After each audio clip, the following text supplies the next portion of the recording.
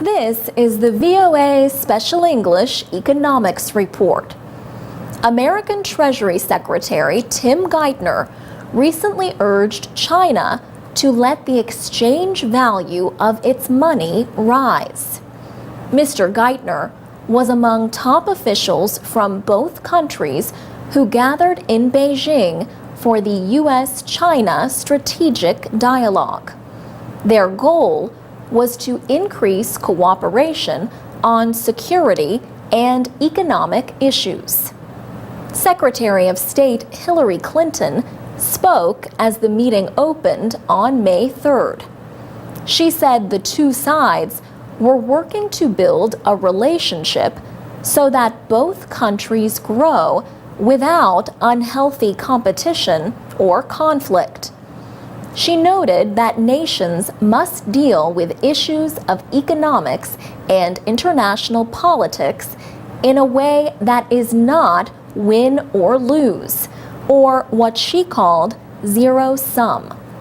Secretary Clinton also said that both the United States and China have to meet responsibilities to their own citizens and the international community. The value of China's money, the yuan, was among the economic issues discussed at the meeting. In early May, the exchange rate was over 6 yuan to the American dollar. The United States says China intervenes in foreign currency markets to keep the exchange value of the yuan low. A lower value means Chinese exports are less costly than their competitors. Critics also say China unfairly supports its industries with many other forms of government support. Last year, America's trade deficit with China reached a record $295 billion. At the talks with American officials, Chinese Vice Premier Wang Qishan defended his country's money policy. He said China is moving at a measured rate to make its currency more flexible. And he urged the United States not to politicize economic issues.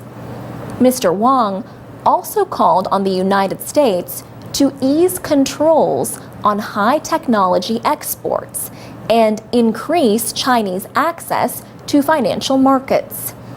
Secretary Geithner said China had moved toward a better way of valuing the yuan, but he said more reform was needed.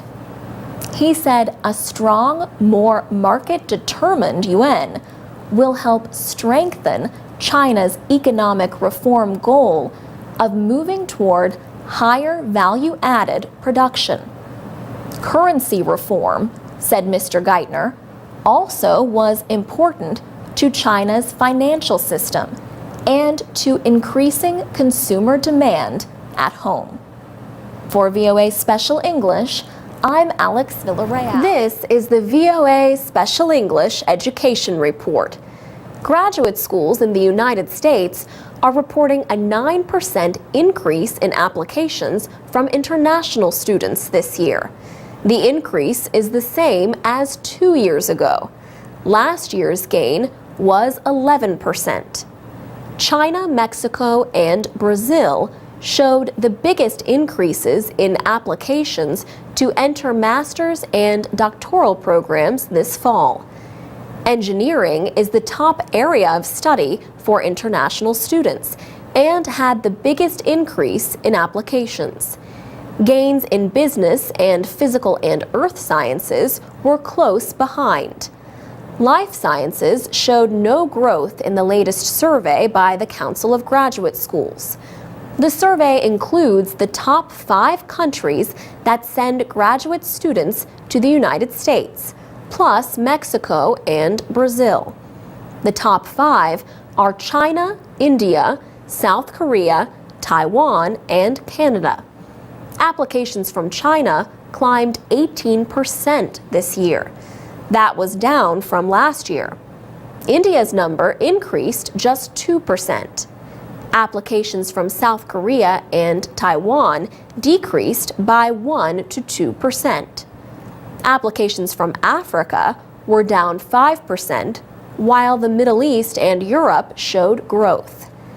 Council President Deborah Stewart says final results will not be available until the summer. She pointed out that applications do not necessarily convert to enrollment. About 47% of all international applications to U.S. graduate schools come from students from China.